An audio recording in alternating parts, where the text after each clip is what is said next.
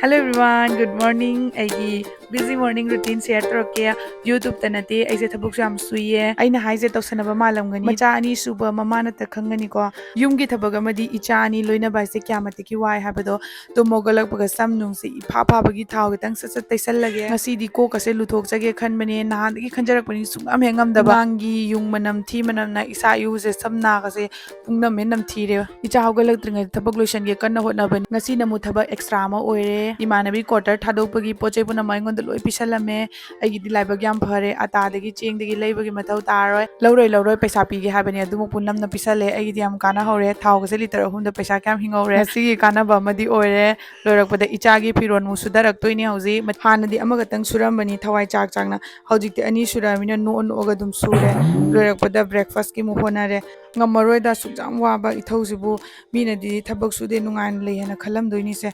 ꯑꯩꯒꯤ ꯏꯊꯧ ꯃꯌꯥꯝꯁꯤꯅ ꯀꯣꯜ ꯂꯤꯛ ꯃꯌꯥꯝꯅ ꯑꯃꯨꯛ ꯉꯥꯏ ꯂꯩꯔꯦ ꯂꯥꯛꯑꯣ ꯐꯦꯡꯕꯤꯔꯔꯣ ꯍꯥꯏꯅ ꯃꯊꯪ ꯑꯃꯨꯛ ꯑꯁꯤꯃꯨꯛ ꯐꯦꯡꯊꯔꯦ ꯂꯣꯏꯔꯛꯄꯗ ꯏꯔꯨ ꯊꯣꯛꯑꯦ ꯏꯆꯥ ꯇꯣꯝꯕꯤꯔꯣꯝꯗ ꯑꯃꯨꯛ ꯀꯞꯈꯠꯂꯛꯄ ꯍꯧꯒꯠꯂꯛꯑꯦ ꯃꯥ ꯑꯃꯨꯛ ꯃꯁꯥ ꯅꯥꯟꯊꯣꯛꯄꯤꯔꯒꯦ ꯍꯥꯏꯅ ꯏꯔꯨ ꯊꯣꯛꯄꯤꯔꯅꯤ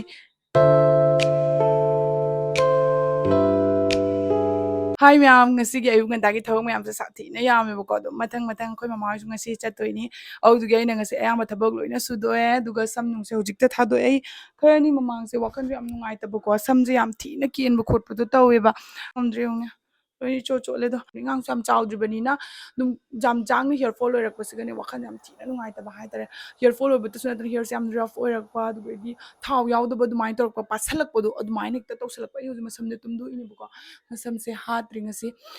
ꯑꯗꯨꯒ ꯑꯩꯅ ꯅꯦꯆꯔꯦꯜ ꯑꯥꯌꯨꯔꯕꯦꯗꯤꯛꯀꯨꯝꯕ ꯇ꯭ꯔꯥꯏ ꯇꯧꯅꯤꯡꯕ ꯃꯃꯥꯡꯗ ꯑꯩꯅ ꯁꯤꯖꯤꯟꯅꯈꯤꯕ ꯇꯤꯝꯐꯥꯒꯤ ꯁꯦꯝꯄꯨꯗꯣ ꯑꯗꯨꯗꯨꯒꯤ ꯑꯩꯉꯣꯟꯗ ꯊꯥꯎꯁꯨ ꯂꯩꯌꯦꯕꯀꯣ ꯑꯗꯨꯗꯣ ꯑꯩꯅ ꯁꯤꯖꯤꯟꯅꯅ ꯁꯝꯁꯦ ꯆꯕꯨꯟ ꯀꯦꯜꯂꯦꯕ ꯑꯗꯨꯒꯤ ꯅꯨꯃꯤꯠ ꯅꯤꯅꯤ ꯅꯨꯃꯤꯠ ꯍꯨꯝꯅꯤ ꯅꯨꯃꯤꯠ ꯃꯔꯤꯅꯤ ꯅꯨꯃꯤꯠ ꯃꯉꯥꯅꯤ ꯑꯦꯠꯂꯤꯁ 7 daysꯀꯤ ꯃꯇꯨꯡꯗꯒꯤ ꯑꯩ ꯐꯔꯛꯁꯦ ꯈꯤꯇꯪ ꯑꯗꯨꯝ ꯈꯪꯕ ꯉꯝꯃꯦꯕꯀꯣ ꯅꯨꯡꯗꯥꯡ ꯇꯨꯝꯃꯝꯗꯥꯏꯗ ꯑꯃꯨꯛ ꯇꯩꯔꯦ ꯑꯌꯨꯛꯇ ꯑꯃꯨꯛ ꯇꯩꯔꯦ ꯑꯗꯨꯒ ꯑꯩꯈꯣꯏꯒꯤ ꯁꯝ ꯅꯨꯡ ꯇꯨꯝꯊꯣꯛꯑꯒ ꯑꯗꯒꯤ ꯍꯥꯠꯄ ꯈꯣꯠꯄ ꯇꯧꯋꯦ ꯑꯗꯣ ꯑꯩ ꯉꯁꯤꯁꯨ ꯃꯁꯝꯁꯦ ꯍꯧꯖꯤꯛ ꯇꯨꯝꯗꯣꯛꯄ ꯂꯣꯏꯕꯗ ꯉꯥꯏꯔꯤ ꯍꯥꯠꯇ꯭ꯔꯤꯀꯣ ꯃꯌꯥꯝ ꯃꯃꯥꯡꯗ ꯍꯥꯠꯂꯒ ꯎꯠꯂꯛꯀꯦ ꯅꯍꯥꯟꯉꯩ ꯆꯕꯨꯟ ꯀꯦꯟꯕꯗꯣ ꯉꯁꯤꯁꯨ ꯀꯦꯟꯕ꯭ꯔꯥ ꯀꯦꯟꯗꯕ꯭ꯔꯥ ꯍꯥꯏꯁꯨ ꯌꯦꯡꯁꯦ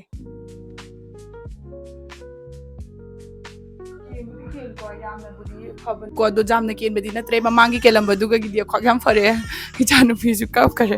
ꯑꯝꯇ ꯄꯝꯒꯤ ꯆꯥꯡꯁꯦ ꯆꯕꯨꯟ ꯀꯦꯜꯂꯝꯃꯤꯅꯦ ꯍꯧꯖꯤꯛꯇꯤ ꯑꯃ ꯑꯅꯤꯈꯛ ꯑꯗꯨꯃꯥꯏꯅ ꯊꯣꯛꯂꯛꯑꯦꯕꯀꯣ ꯃꯁꯝꯁꯦ ꯌꯥꯝ ꯊꯤꯅ ꯀꯦꯟꯕ ꯐꯩꯌꯦ ꯊꯥꯁꯨ ꯊꯥꯒꯠꯂꯛꯑꯦ ꯌꯥꯝꯁꯨ ꯌꯥꯝꯈꯠꯂꯛꯑꯦꯕꯀꯣ ꯑꯗꯣ ꯁꯤꯒꯤ ꯊꯥꯎꯁꯤꯅꯤ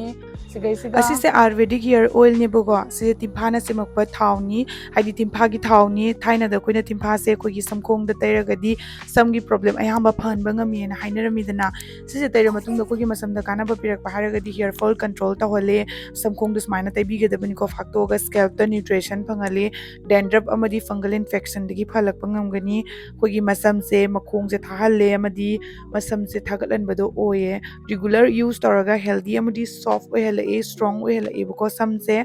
ꯑꯩꯁꯤꯅ ꯁꯤꯒꯩꯁꯤꯒ ꯅꯨꯡꯇꯤꯒꯤ ꯑꯩ ꯑꯌꯨꯛ ꯑꯃꯗꯤ ꯁꯟꯗꯥꯗ ꯁꯝꯈꯣꯡꯗ ꯅꯨꯡꯇꯤꯒꯤ ꯇꯩꯌꯦ ꯑꯩꯒꯤ ꯃꯁꯝꯁꯦ ꯌꯥꯝꯈꯠꯄꯗ ꯅꯠꯇꯅ ꯊꯥꯒꯠꯍꯟꯕꯁꯨ ꯑꯣꯏꯌꯦ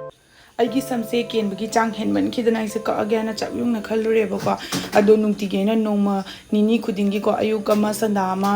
ꯚꯤꯗꯤꯑꯣꯁꯨ ꯀꯥꯞꯍꯧꯔꯦ ꯑꯗꯨꯒꯩꯗꯤ ꯁꯝꯁꯤꯁꯨ ꯊꯥꯎꯁꯨ ꯇꯩꯕ ꯍꯧꯔꯦꯕ ꯍꯥꯏꯗꯤ ꯃꯥꯒꯤ ꯔꯤꯖꯜꯠꯁꯦ ꯑꯁꯦꯡꯕꯒꯤ ꯑꯣꯏꯕ꯭ꯔꯥ ꯑꯣꯏꯗꯕ꯭ꯔꯥꯗꯣ ꯌꯦꯡꯒꯦꯅ ꯁꯕꯖꯦꯛꯅ ꯍꯥꯠꯂꯒꯁꯨ ꯌꯦꯡꯉꯦ ꯑꯗꯣ ꯃꯁꯝꯁꯦ ꯃꯌꯥꯝꯗꯁꯨ ꯑꯗꯨꯝ ꯔꯤꯖꯜꯠꯁꯦ ꯎꯕ ꯐꯪꯉꯤꯁꯤꯅꯤ ꯃꯌꯥꯝꯅꯁꯨ ꯑꯗꯨꯝ ꯈꯪꯉꯝꯒꯅꯤ ꯌꯦꯡꯕ ꯃꯇꯝꯗ ꯌꯥꯝꯅ ꯊꯥꯒꯠꯂꯒ ꯋꯥꯡꯈꯠꯄꯗꯣ ꯑꯗꯨꯃꯥꯏꯅ ꯎꯗ꯭ꯔꯥ ꯃꯁꯝꯁꯦ ꯀꯛꯁꯨ ꯀꯛꯇ꯭ꯔꯤꯌꯦ ꯀꯛꯁꯨ ꯀꯛꯑꯔꯣꯏ ꯌꯥꯝ ꯄꯥꯝꯃꯨꯔꯦ ꯍꯟꯗ ꯅꯦꯆꯔꯁꯤꯌꯔꯒꯤ ꯄ꯭ꯔꯣꯗꯛꯁꯦ ꯌꯥꯝꯅꯁꯨ ꯀꯥꯟꯅꯕ ꯑꯣꯏꯔꯝꯃꯦ ꯃꯌꯥꯝꯅ ꯄꯥꯝꯕ ꯇꯥꯔꯒꯗꯤꯀꯣ ꯑꯩꯅ ꯂꯤꯡꯛꯇꯣ ꯗꯤꯁꯀ꯭ꯔꯤꯞꯁꯟꯗ ꯍꯥꯞꯆꯜꯂꯕꯅꯤ ꯅꯣꯏ ꯆꯠꯂꯒ ꯑꯗꯨꯝ ꯂꯩꯕ ꯌꯥꯔꯅꯤ ꯑꯩ ꯃꯁꯝ ꯅꯨꯡꯉꯥꯏꯕꯗꯒꯤ ꯋꯥꯈꯜꯒꯁꯨ ꯑꯗꯨꯝ ꯅꯨꯡꯉꯥꯏꯈꯠꯂꯦ ꯍꯥꯏꯇꯥꯔꯦ ꯉꯁꯤꯗꯤ ꯃꯇꯝ ꯂꯩꯇ꯭ꯔꯕꯅꯤꯅ ꯃꯃꯥ ꯄꯄꯥꯒ ꯐꯖꯅ ꯐꯝꯃꯒ ꯋꯥꯔꯤ ꯁꯨꯅꯔꯒꯦ ꯍꯣꯔꯦꯟ ꯆꯠꯂꯝꯗꯥꯏꯗ ꯑꯣꯏꯅ ꯎꯠꯂꯛꯑꯒꯦꯀꯣ ꯅꯥꯅꯨ ꯂꯥꯏꯒꯤꯗ ꯌꯥꯝꯅ ꯍꯩꯕ ꯈꯨꯔꯝꯃꯜꯂꯣ ꯑꯝꯇ ꯈꯨꯔꯝꯃꯣ ꯈꯨꯔꯝꯃꯣ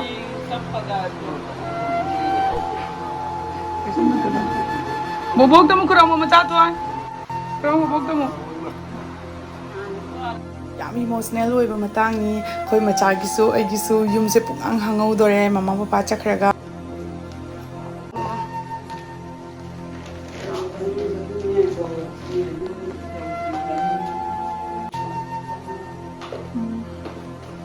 ꯑꯩꯈꯣꯏꯁꯨ ꯏꯆꯤꯛ ꯆꯤꯛꯍꯧꯕ꯭ꯔꯥ ꯈꯪꯗꯔꯦ ꯑꯩꯈꯣꯏ ꯃꯆꯥꯁꯤꯗꯤ ꯁꯣꯔꯣꯛꯇ ꯀꯞꯄ ꯀꯥꯈꯠꯂꯛꯇꯣꯏꯁꯤꯅꯦ ꯑꯩꯅ ꯈꯟꯕꯗ ꯄꯨꯡ ꯉꯥꯎꯔꯤ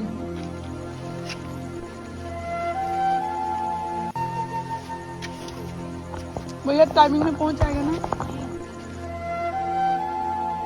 वेट करना अब इधर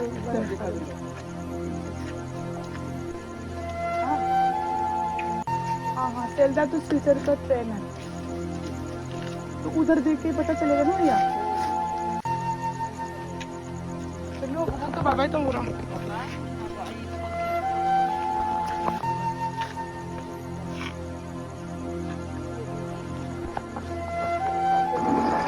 सब लोग सर अभी नहीं रुकते बोलो बोबो को बोलो बाय ना खुद है